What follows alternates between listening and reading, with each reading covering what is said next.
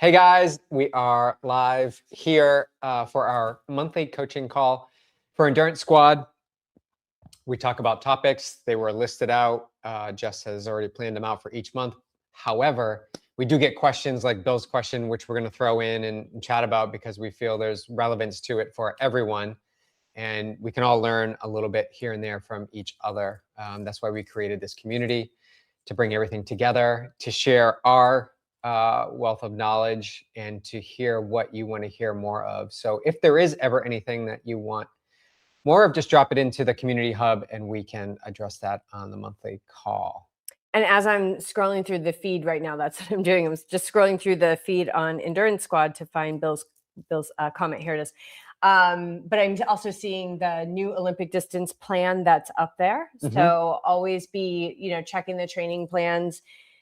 And we're always adding new stuff. I actually just recorded a really good meditation today that I'm pretty pumped about. I'm going to go through it tomorrow because I like it to be perfect, especially when we're talking about concentrating the mind and calming the system. But it's essentially about this place where I see everyone, including myself, we get stuck at first, and then we learn how to move through it. Is this idea of when something comes up, an old story that you don't like, I always fade on the run, and we need to start changing thoughts and beliefs and things like that. It's like, feel the energy that's behind it, like feel the feeling or feel the trigger that's coming up from the life situation or a bad race or something, and be able to really be with that without energizing the narrative around it, because the feeling isn't the pain, it's the story around the feeling that's the pain. And I've been wanting to create a meditation on this, so it's like about embodiment. So I think it's pretty good. I love how we think it's pretty good. We always say that. Well, I'll tell you why it's really good, because if you can learn how to do this, you will not have suffering in your life ever again. Because you'll just be like, oh, here's another moment of life that feels really awful, and I'm just going to let it move through because this works. Well, you mentioned you put that together. Yeah. I did a yoga flow in Costa Rica, which is now part of the library, 30 minutes. I think Bridget's mom makes a cameo in it, doesn't she? Well, because it was downpouring, it was so strong and everybody took cover. Bridget's mom was walking in the back. We were all kind of confined to our spaces for a short bit while it passed. But I did do a 30-minute strong class there in Costa Rica. And so you can hear the rain coming down. You can hear the birds. I don't think you can hear the monkeys, but it was just a class where there was a lot of energy because the environment around you was there while this was going on. Oh, that's and so people cool. have already said they picked up on the energy there. So yeah, check out that class. It's in the library. It's just 30 minutes. One of the Friday flows. I think it's really cool when we get to take the space to record a session, like a yoga session, when we are traveling. I recorded one. If you haven't done it, it's it would be from February, March, or last year. And it was from when I was in that tiny house in the middle of a national park in Chile, completely off the grid. And I'm so chill and I'm so grounded. And it's a really nice flow if you feel like you need a little bit of that. But environment's so strong. And Bridget was with us in Costa Rica. And so I think she can speak to it too. Just when you're in an environment that's so incredible, you just it's great that we're able to share it. I have to do that practice. I haven't done it. Yeah. And I was definitely 5 or 6 cups deep into coffee as well. So it's definitely a strong practice. Sounds like the opposite of the one that I did when I was in Chile. Think about Jess's and then go the other side of the scale. So our topic tonight is mindset over motivation. Just motivation it's just never there when you need it. And so really it's shaped by your mindset and, how to strengthen your willpower, because the willpower is what is actually going to help the second part of what we're going to talk about tonight, which is creating just this steady consistency. And you need that. But first I want to jump into Bill's question. Is it possible to incorporate a few thoughts on taper into this conversation? I know it's not directly linked, but it's a timely topic as we are into race season. How do we control the mindset to allow for peace during taper? I mean, short answer, and then I want you to answer. Short answer is that you control the mindset to allow for peace during the taper by working to control your mindset every day to control the peace within what life is coming at you with. So it's not special, right? Like as we cultivate that calm through breath work, 4-7-8 breathing, yoga nidra, we cultivate that calm, even being really present to any of the yoga classes there, mindful movement. You're training that focus to be in the present moment, which is honestly the only place that's actually outside of time. It's just now, it's not past or present. It's kind of wild if you look at it that way. I learned that from Eckhart Tolle, talks about that in The Power of Now. And you're going to connect with a calmness that's already there. It's like outside of you, it's inside of you. Like it's everywhere. And it doesn't overcome anything. It brings a balance into your experiences. And so every day that you choose to take a breath in like that gap between stimulus and response, or when you first wake up in the morning, or on your meditation cushion, wherever it is, in the hot tub after your swim, that's creating the calm that's going to help you have that peace. That's the staying power. So what happens is it's not something you need to do during taper because it just shows up for you in the face of impulses saying I should be doing more. What's that thing in my hip? Like, never felt that before. It's the training that allows you to, because that's the true peace, is not getting yanked into the fear that's behind that kind of thought, and just being very present and in that being calm in the moment. I thought that was going to be a really short answer. No, it was good. It was good. I think it was one sentence. Yeah, and I would 100% agree right away. Like, it's the practice of quieting the mind or working with the mind outside of that taper week, the things you do every day to lay the groundwork and foundation. So when taper does come up, and understand that taper, you're removing pretty much the volume that you've been used to. So you've been training, let's just say 15 hours a week, and then all of a sudden you're down to 5 to 6 hours a week. Well, what do you do with all that time? And the mind really likes to get its fingers into it. I was just talking with someone about it. That time lets the mind do its thing, which is think about things that have been preoccupied with actual training sessions. So the taper is going to create more space to do what, right? The mind's like, now what do I do?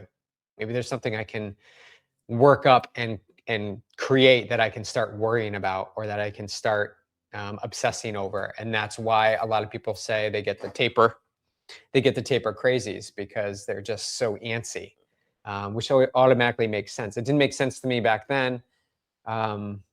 But when you're working the mind day in and day out, when taper does arrive, you understand that you can have that framework and space. Jess just talked about that gap between, I've done all this work, and I trust that this week or 2 weeks or however long your taper is allowing all that work that I did to really maximize its capacity over these 2 weeks, so that I can perform my best on race day. I'm going to sit back and let it all do its magic. But that does come with training the mind day in and day out, so those patterns are well set. Yeah, I think, I don't even know if we need to have a dedicated section of this call for our topic tonight, because it just rolls right in, right? So when you're having the taper crazies, understand that you're still focusing your mind. You're just focusing your mind on those types of thoughts that make you feel crazy. I know how that feels. So instead, you want to train the focus to focus on what could go right. And you're going to have to correct, not even autocorrect, because it's going to autocorrect back to kind of the taper crazy. So you're going to have to manually correct it. And then this is what I do with the extra time. So with the extra time, I really set an intention to get a second session of meditation or breath work in, get to the yoga mat, not that much, but maybe 7-10 minutes a day, just doing yoga more. Maybe I throw on another 5 minutes onto my morning meditation. I'll take more transition time.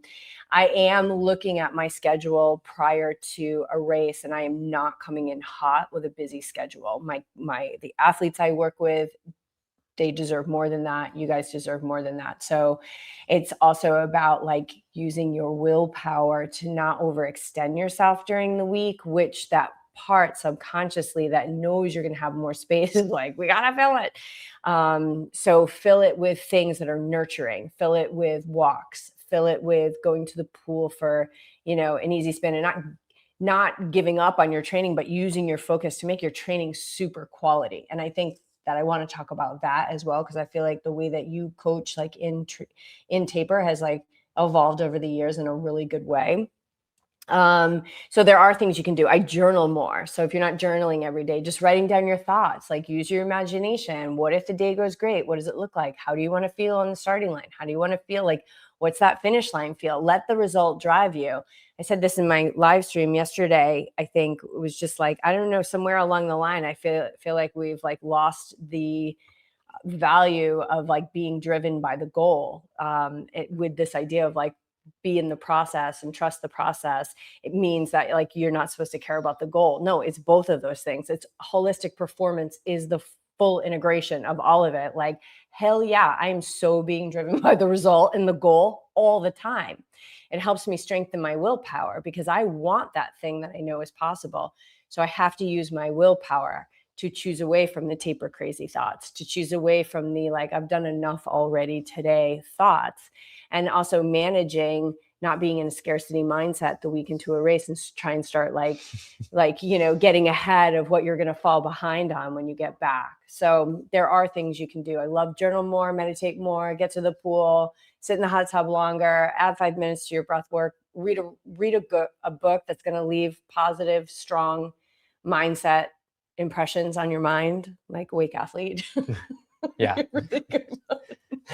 Or any book that's not like true crime or anything that's going to put your system, this is actually pretty serious, like that's going to put your system in a heightened state. Don't do that. Don't ever do that. I mean, I would never do that to a system we're already on a heightened state. But so there's actually logical practices that you can do, and then you train it every day and you realize that taper is not crazy anymore, which is awesome. No. And I would also add movies, good feeling movies during that time, like rom-coms. Like 100%. Okay, so let's not like let's, true crime. Let's true crime. It's never a good idea. It's like the worst nightmare. What are some of your favorite? I like Moneyball. Moneyball, yes. Moneyball sure. is a great movie. Ted Lasso. Greatest Showman. Good series to binge. Greatest Showman. Invictus. Mhm. Really amazing and powerful. Is good. We Are Marshall. Yeah. Like these movies that really. Chris Bruce, Yogi Triathlete. Oh yeah, Miracle. From the beginning, he's Miracle. He's just like loves Miracle. He just watches Miracle, right? That's his thing. That's a good one. Secretariat is a great movie. Oh, these are all good ones. So things that are going to make you feel good, the comeback story. Yeah, that's your energy that you're taking into the race. That's your energy you're taking into the race. Super important. Use your willpower to leave really good impressions on your cells. Yeah. But let's talk about physical taper. How so? Like how do you approach it? Okay, if you're through the lens of Bill, how do you approach it physically, or how do you approach it now as a coach with athletes? Yeah. What are things that you see? How do you? So a typical taper is about a week and a half. And the key factor, and this is just, I'm blanketing a statement here. A lot of it is to keep the consistency going, the regimen that you've had, because your body's so used to the rhythm of waking up, doing a training session.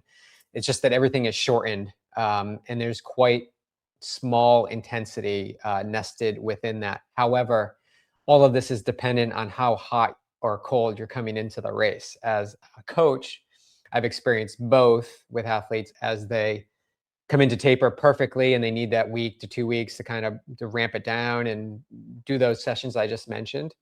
But there's also the reverse taper where they've worked through some injury or a race that was 4 or 5 weeks earlier and they haven't recovered yet. Well, you do a reverse taper and you build into the race so that the week of the race, you're actually doing some quality sessions that get your body primed for what's necessary to achieve your goal on race day. So it all depends on how the athlete is navigating that lead into a race. But for the most part, you want to keep the rhythm going. I like to take Mondays, races on Saturday or Sunday. Mondays are usually off because that's a good time to get some rest, bank some rest, some sleep, because the week is coming in where you're probably going to travel to the race. You're going to have commitments with family and friends. There's the logistics of landing at your race place and feeling the vibration of it and getting familiar with the coffee shops. If you're going to a new place, supermarkets, things like that. Where's the nearest Whole Foods for sure. And then everything is just like making sure that the engine is running. So everything is mostly dished out like that, but there are certain circumstances along the way where if I could use a little bit more information leading into the race as to what to do for an athlete, specifically, because I've seen all different ways. I've seen totally where we've just taken the week leading to a race, like because of injury, you just recover. Just get to the starting line healthy. Get to the starting line healthy, happy, and excited for what's to come. Like that is the most important thing. If you're limping into a race, if you're fatigued, like you're already a notch behind. The number one thing you can do is be healthy and happy on that start line. Okay, so let's take nailed the training. Let's take the ideal situation. Nailed the training, feeling good, done, like hay is in the barn, happy, healthy. Like give me a taper week. Monday day off. Tuesday. A little bit of a swim and probably a short bike. And what's happening in the swim? Little fire? Yeah, some sighting for sure. Because let's just say we're using the pool. Some sighting, some short 50s to 100s. Maybe like 1,000, 1,500 yards. Use the goggles and stuff, cap you're going to use. Well, not cap, but goggles you're going to use on race day. If you are at the site and you can get in the water, like let's just say Lake Placid, you want to get in the water on Tuesday. From the race week on, getting in the conditions that you're going to swim in is super important. Comforts the mind. So back to that mind, it seeks certainty.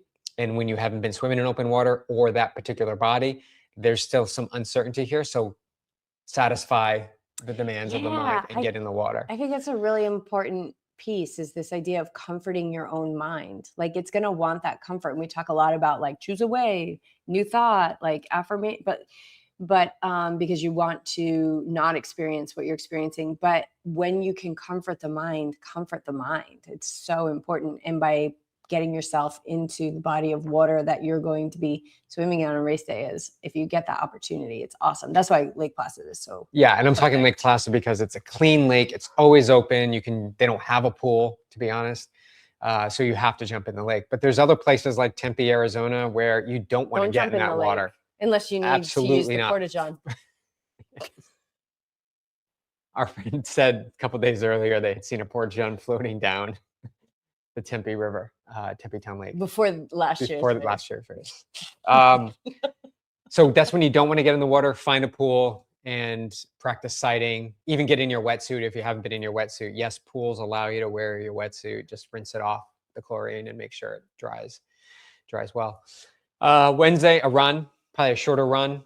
Some yoga, I would say. Keep the body active, mobility for sure. Thursday, another swim and a bike.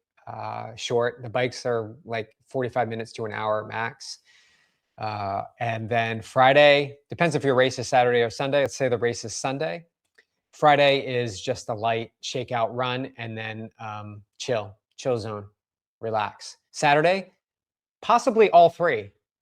Just a little bit of touches. Get in the water, get on the bike, make sure everything's shifting, because that's usually when you drop off your bike.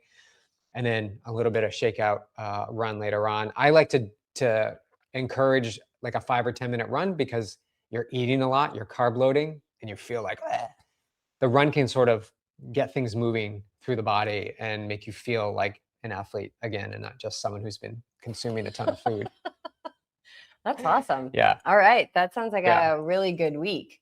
And we always say too, like, don't wait to rest until race week. That's not the time. And like BJ said, the last time you should really be, because you'll be so busy, especially if you're at an Ironman, like Monday, Tuesday, those are kind of your last Like Even the they week before, 2 weeks before, that bank, Monday is off. speak, So the that 2 Mondays are off. Yeah. sleep, bank Yeah. the sleep. Yeah, for sure. The weeks get so carried away, and then it's the weekend, and then you're like, I wish I was a little bit more rested. And by the time Friday comes around, you've got the rest you're gonna get. Like you're gonna have restless sleep because you're thinking about things Friday night, even Saturday night probably. So, get the rest and bank early on and trust that you are rested. I don't know anybody who hasn't finished a race and said I wasn't rested. Yeah, like I didn't have my 8 hours last night. You so I go- DNF. You find a way to finish. Yeah. You find Yeah. a way to finish the race. That's willpower. And we'll shift into talking about that. But anything else on TPR? Bridget, you're here with us live. If you have any questions on TPR, Fueling. Like don't mix up. Don't start to like switch up and say, now I'm going to eat like sushi this week. Oh, that's it. Yeah, nutrition. Keep nutrition and fueling pretty much on par. I travel with all the food I'm going to eat pretty much, or I know the places where I'm going to get it, and it's the first stop I make. Because if I need to find another place to get something, I've got time. We've actually bought like an electric cooktop and right, yeah. like a pan that we can make. We bring all the stuff, and then we can actually make the pancakes in the hotel room if you don't have like an Airbnb. But if you're driving, have your cooler packed with really, really high vibe stuff. And then why don't we go through what we eat during tapering? Might as well, because I feel like it's works so well. Like the rice situation. Yeah. So like starting 2 nights out. Yeah. So starting Friday. For Sunday race, starting Friday morning, I probably would have regular breakfast like oatmeal and berries. And then move into lunch. Lunch will be tempeh with mustard, with some Bragg's liquid aminos and some nutritional yeast on a pita bread with, did I already say mustard? Yes. Yeah. Love mustard. Just as much as I loved peanut butter. That's what we have for lunch. And also, pro tip, make the lunch when you're making breakfast, because you're going to be shifting around, dropping off your bike or picking up your bags or registering, and you forget it's automatically like 1 o'clock, and you're like, where did the time go? And you don't have access to your food. You're going to stop somewhere, and now you're putting yourself in a place of eating food that you're not used to. It's so easy just to have. I had to learn the hard way. We do it all the time. We just have it in a little tote bag, there's nothing that can go bad. We have it wrapped up. Nope. And so that's lunch. Always have a bag of pretzels, huge bag of pretzels, and then whatever sports drink you have. We use Blank Sports Nutrition, so I'll have the high carb mix in a big water bottle and slam one of those down. So I'm snacking on pretzels pretty much all afternoon. And then dinner is white rice with avocado and some salt. And last 2 races, I've added tofu to it, and it doesn't really affect me. I think it's a good thing to do. It's a good addition. So that's dinner. And Friday night, I'm eating a ton of rice, like maybe a cup and a half, maybe 2 cups of rice. A lot of rice, cooked rice. Yeah, you're eating a lot of rice. Yeah, almost at a point of like, bleh. So that's Friday night. Saturday morning, pancakes. We have a pancake recipe. Look in our nutrition circle. I believe the pancake recipe is there. Oh, it's gotta be. I will post it. 4 ingredient pancakes. You can make it super easy. So eat a ton of pancakes. Wait, what's in the 4 ingredients? Don't leave them hanging. Oh, bananas. You mix all that up. You throw in soy milk, baking soda or baking powder, baking soda, and then oats, oatmeal. We just take it and blend it into a Vitamix. Or oat flour. And oat flour. It comes out to be oat flour, but it's more chunkier, and it kind of makes these pancakes really good. And then, of course, syrup.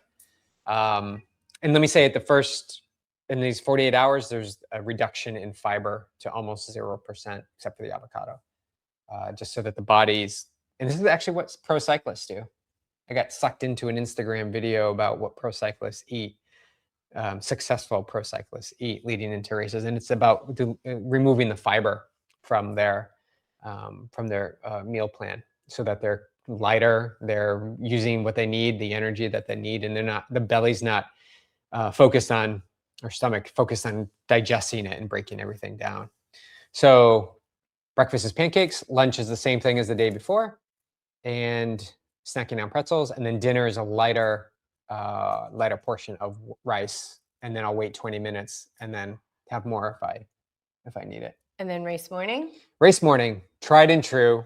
I've tried other things. This thing works so well. 3 hours before your race starts. So if you're starting at 6:50, which is when most races start, by 3:50, I have had in applesauce with a scoop of vanilla protein powder and then a sliced up banana and 1 full bottle of Blank's high carb sports nutrition. Works so good. And I've been even going like 3.5 to 4 hours before. And why so early? Well, you remove the element of the bathroom breaks. I can spend an hour, 90 minutes after eating that and still be in the place I'm staying at and not have to worry about the lines at the races. The past few races, I get there and I'm just, as I'm walking into the place, I use the bathroom, and then I really don't use a porta-john after that. I get in my wetsuit, and obviously you can do what you want in your wetsuit. Yeah, all anything goes. Full stream. Yeah. So that's the fueling. Yeah, the fueling. Tried and true. I've been doing it. Well, we got the QT2. That was Rhode Island, 2012. 2012. 14 Because years. I was I was training fully plant-based for Ironman Lake Placid, and I definitely had like I'm getting enough. And I started working with their nutritionist over there, and she actually like gave me the tempeh sandwich because she was like turkey. I'm like, well, I don't eat turkey, so we ate tempeh. So we've been doing that since 2012. It's like worked 14 years, 100% of the time. And she gave me the applesauce, and like for an Ironman, you're going to be eating like a cup and a half of applesauce. For like a half Ironman, maybe like a cup of applesauce. Like you don't have to do a ton, but like those carbs are so easily absorbed. And it's just so like you finish and you're like, I am so full. And then like you're in the corral and you're like, I am so dialed in right now. Shoot down a gel in the swing corral, and then so good. That's it, onto your fueling. It's so good. Yeah. So yeah, I mean, to what? And the rice it replaced pasta. We used to do pasta a lot. Yeah. White pasta. Yeah. Yeah, Anyway. I like the rice. I like the rice and better. The tomato sauce would be a little too acidic. Yeah, I agree.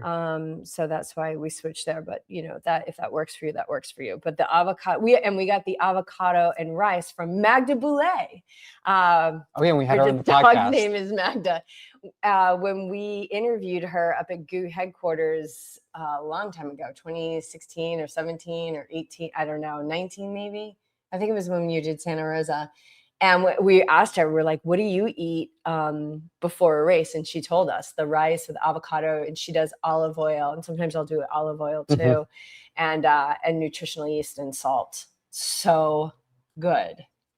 It's really yummy. And then when you're not the one racing and like, and all you do is want that. all I do is want all I want. when you're racing, all you want is the vegetables that you eat every day for dinner. So funny. So yeah, that's pretty comprehensive on taper. Let us know if we missed anything or you have any questions. But you know, how you navigate and work with your mind today, it really influences every day from here on in, and how you're able to show up in the face of the squeeze. And I want to say one more thing on taper. Less is more. So when you get down to it, the decision to back off of something because it just doesn't cut it, rest is better. And I just heard Yelly Gaines, who had a terrible race. He didn't have a terrible race. He didn't do as well as he wanted in Texas. He went for the win, and it's his first Ironman. He's a short course athlete. Just really understood in this experience, right? Because no experiences are bad. They're just pointing us in the direction of what we need to learn, that he needed much more rest going into an Ironman distance. So it's like one of his missions is going into, because he's doing Lake Placid. He wasn't going to do it before, but he'll be there. I can't wait to see him run firsthand. But Yeah, he said more rest going into an Ironman. So I think he's probably used to going in hot for Olympic distance and maybe even middle distance. But you go to that full distance, you need to prep appropriately. So less is more for Ironman specifically. Yeah. Okay. All right. Well, when we look at the topic for tonight, I think we've kind of weaved in really like the essentials of it, but let's take a look at it before we sign off. What? I like this analogy though. Like, Yes. I like this analogy. Motivation is like a sparkler. So it lights up really bright, bright, bright, bright, and then it dims and it goes out. Mindset, though, is like that furnace in the basement. It just constantly burns at a low level forever. So it's always there. It's a foundation. Motivation is temporary. I mean, you're gonna watch this video and you're gonna be like, oh my God, I'm so motivated. Yeah. Right. And so that will eventually, well, hopefully it doesn't, but it will fade. Right. And then we move on to the next thing. Mindset is something that we practice every single day to lay the grooves in the mind so that we understand that there's space between stimulus and response, like Jess had mentioned, and we have a choice in there. And it's like a second, half a second at first, and then maybe after years and years of work, it becomes like a second or 2 seconds, but you have that space to choose. And that is so powerful in achieving everything that you want and desire when you can get in that gap and literally just hang out in there and say like, oh, I have all these choices. Which one is aligned with where I want to go? I'm going to choose this thought. It's going to move me this way. That's all mindset. Motivation is just so temporary. It's so fleeting. And like Jess said earlier on, and I know from experience, it's never there when you need it. Yeah. It's super fun. It's like a carnival ride. Like it's super fun. Get on the ride, have a great time. But you can't stay on that ride all the time, right? So it reminds me of when we were having a sesh with Bob, I don't know what it was, months ago. He said we were talking about the steady path. And he was saying like on the steady path, which is the consistency, which is the watching the mind like a hawk every day without effort. That's we just want to be observing, right? That takes no effort to do that. That you begin to walk on this steady path. And when you're on the steady path, you don't need rest. And he was talking about how most people are just waiting to sleep. Like they're just they're waiting to rest because we're running on empty, we're running on motivation. It's not showing up for us. We're disappointed. We feel like we fall hard. And that, of course, you need rest. That's exhausting. But when you're on the steady path and you're tapping into that calm and that space that Beach talked about, you don't need the rest. It's not like we are up all night, like we sleep, but I'm not exhausting myself in ways that I used to. I was just laughing because when we go to bed, we're like, I can't wait to have that first espresso in the morning. I know. We go to bed thinking about getting caffeinated. So I also want to say, Kobe Bryant, I love bringing in these greats. Like he always talked about sleep, like he'll sleep when he's passed. Like that's when he will take the time to like spend 8 hours or 10 hours sleeping. He wants to get up early, and he has this interview where he talks about getting up early means that he has more time to train. And I'm talking elite level, obviously one of the best of the best. But if he gets up at 4 and goes to bed at 8 or 9, he has 3 opportunities to train and recover and do all the things that he needs to do versus like getting up at 8 or 10 in the mid morning. And he would see this with other players. But this is just why he was so great and why he's a leader. And what we can take from that is know what you love, or find out what you love, and find a way to do more of it. And Kobe found that for himself and showed us all that you can be the greatest of the great by finding the time in your existing day and not hitting the snooze. Yeah, and that's how you strengthen your willpower is you just do it, right? You just do the reps. That's how you strengthen it. So if you feel like you're saying yes to something, or maybe you know something that you really want, but you're like, oh, like to vocalize that. I mean, both of us know how that feels. Like you kind of know that you want something so bad, but even to vocalize it is just like so crazy. Feels so uncomfortable. That's that's where we strengthen our willpower, right? We need to look at what we're falling short of really and back it down and say, okay, what is something that I enjoy doing, or what's something that's slightly hard? I'm going to commit to that for the next 7 days. And anytime you let your yes be clean and you follow through on something, you strengthen your willpower. So if you decide after listening to this, like, I'm going to hit my taper this year, I'm going to do what Jess said, I'm going to add another 5 minutes on my breathwork practice or yoga or whatever, and you see that through, when you get to race day, you're actually going to have a stronger sense of willpower, which is going to help you on race day. And that's how you strengthen your willpower. You just got to do the reps. Nobody's going to come to the door. You're not getting willpower in the mail. Like, it's not something that you can think about and have, but sometimes you can use the mind at first if, like, you just don't feel like the strength is there, or like the actions still aren't getting taken. Start to use your mind to imagine yourself doing the very thing that you want to do. That is a way to subconsciously start to strengthen your willpower. And then you got to follow it up with action, or you'll just stay there. Stay the same. So this run I did this morning was just that. Like, I wanted to push it off, but it was important to get it done and start this cycle towards the specific training for Placid, which has hills. And I just launched it on Instagram, some stories about my thoughts. These are the very moments that we're talking about here. Like, the mind wants to be able to show up when you're having that race. How do you do that? Well, you train the mind, but you also need to take action. Go and do the run session that is on a challenging hill, so that you have this groove now in your brain that says, when this hill comes in at Placid, you're not pulling upon, well, I skipped that run, or I pushed it to the afternoon and we didn't go so well. And that thought train is unhelpful on race day going up the hill. However, if you've been practicing and training every week to get on the hill and get yourself up, no matter how it looks, you're wearing the groove really well worn. So when you show up on race day, you're going to run up the hill. And what's beautiful about Placid now is you go up that big hill, you hang a right, and then you go up even a more pitch for a while. So it doesn't end. It's relentless.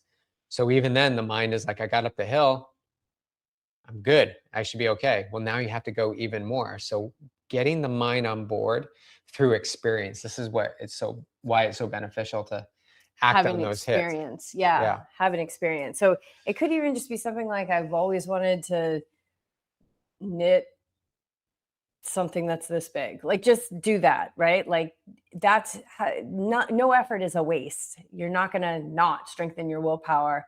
Maybe it's like, before you go to bed at night and you say, before I have my first sip of coffee in the morning, I'm going to have my first sip of lemon water in the morning. Mm-hmm. And you just have that first sip of lemon water, and then you start drinking the coffee. You've strengthened your willpower in that moment. Yeah, you have taken the power back of what the mind truly wants. Or you're starting to, you need willpower to override habits, right? To create the grooves. Yeah, and the mind's not wrong for going down that habit. You created that habit, right? Subconsciously. That's something you created. You can create other habits as well. I think a good companion to tonight's coaching call is to listen to the live stream I did yesterday, which is about a success attitude, like what a success attitude is. Because that, if you want to look at willpower and having the staying power, listen to that, because that breaks it down as well into different things. And so I don't want to be redundant, but I highly recommend that you go and you listen to that. And I actually see that we have a question here from Micah, and it's in the video analysis. And so I thought you'll reply to him in this, but maybe, like, I always think that it can benefit other people too if we ask his question. Okay, so we'll ask this, and then and then we can open it up. All right, so you had given him some and you can you can upload your swim or run or whatever.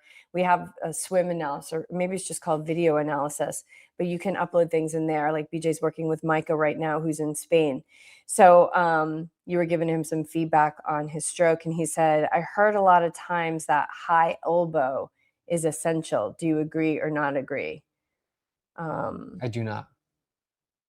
1 month to go till my first triathlon. That's so cool. I'm psyched. Yeah, the high elbow thing.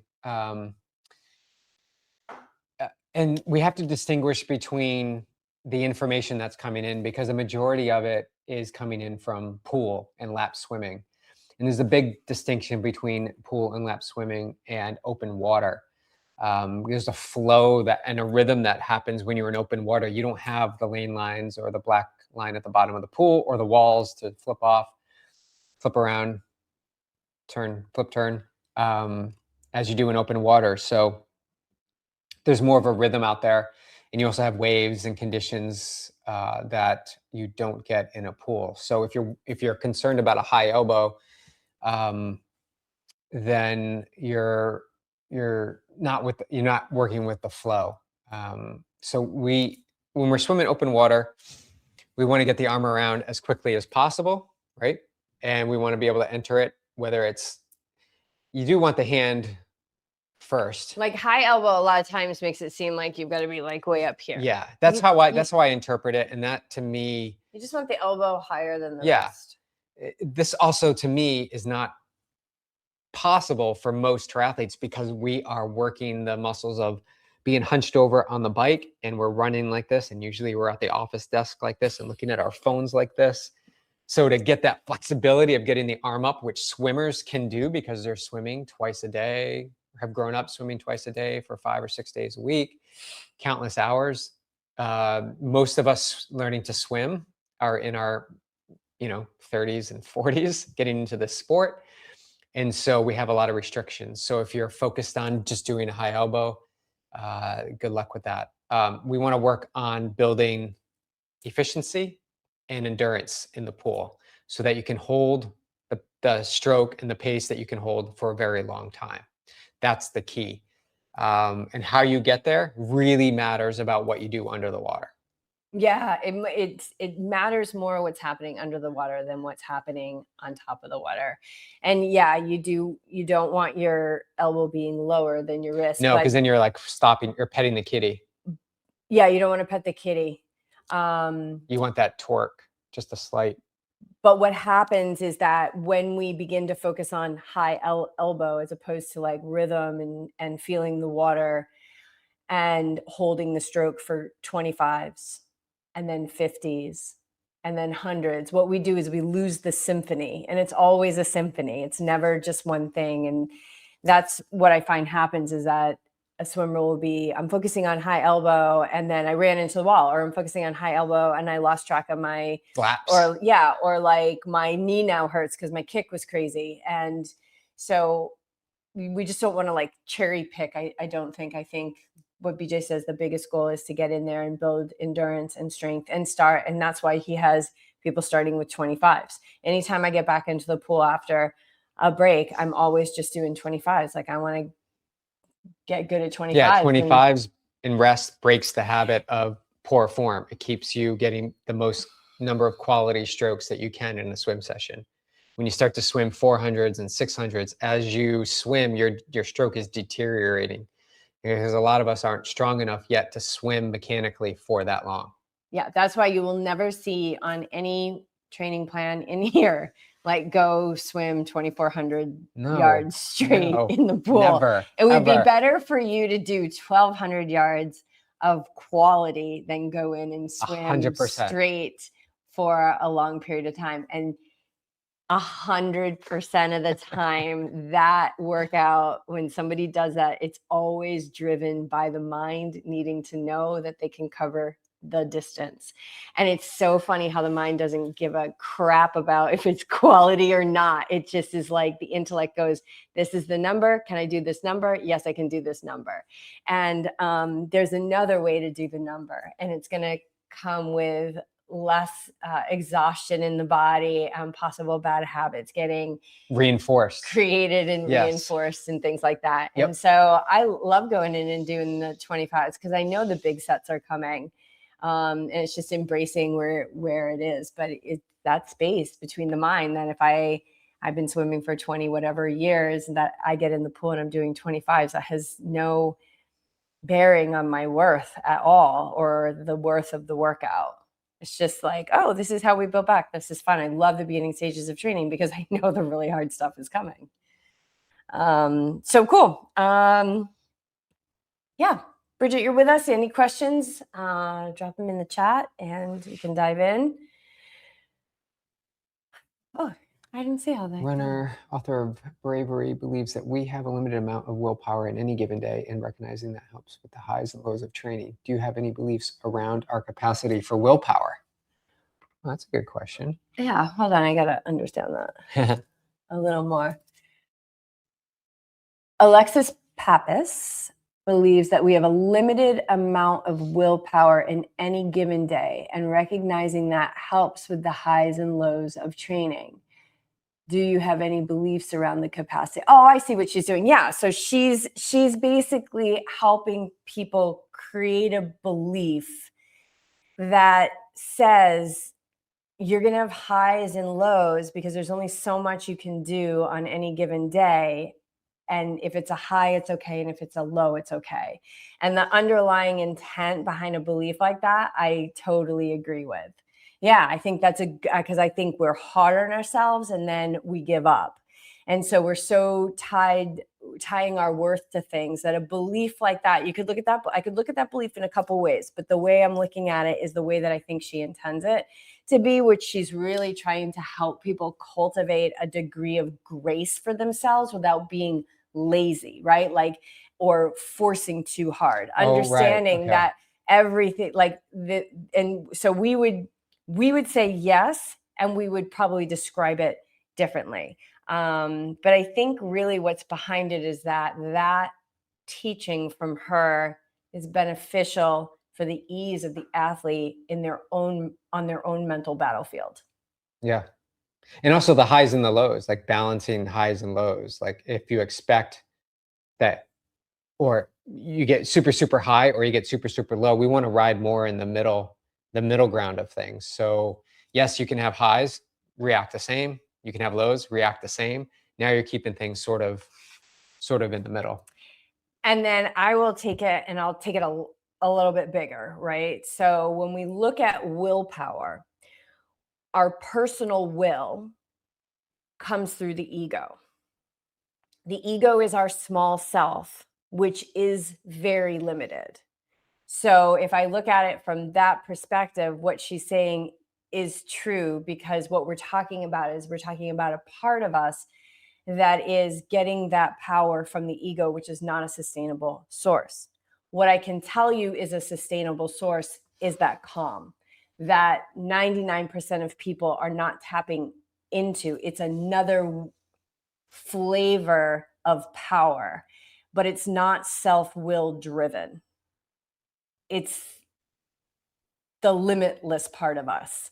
So I totally agree with what she's saying, but I also believe that there's another part of us that I've tapped into, that I live from, that I think BJ lives from too, that goes beyond the limits of that ego. But most people are living there. So that's kind of where we need to stay. For the most part, coaches need to stay so that they can relate to people. So it's all about who you're talking to. Most people are going to relate to something like that, and also helping them feel more ease on their path with it. Yeah. What else? That's it. Yeah. Cool. All right, let's sign off. Okay. Cool. We'll see you guys next week. So every first Thursday of every month, 4 p.m. Drop any comments in the notification for this coaching call in the community hub, and the recording, of course, will stay in the meetups. And of course, we're always here. Yeah, in between, use the community hub, post your question, feedback, anything you want to see, anything you have questions on, we can answer it through there. And a lot of those things, we apply to those the lives that we do every week, where we can talk about things in depth. But yeah, we just love doing these. We love sharing and love having you all here. After listening to this, if you have comments or questions, post those in the community hub as well. This video will be recorded, but you can't comment on the video in the library. So move it over to the hub if you have questions, and we'll see you next month. All right. All right.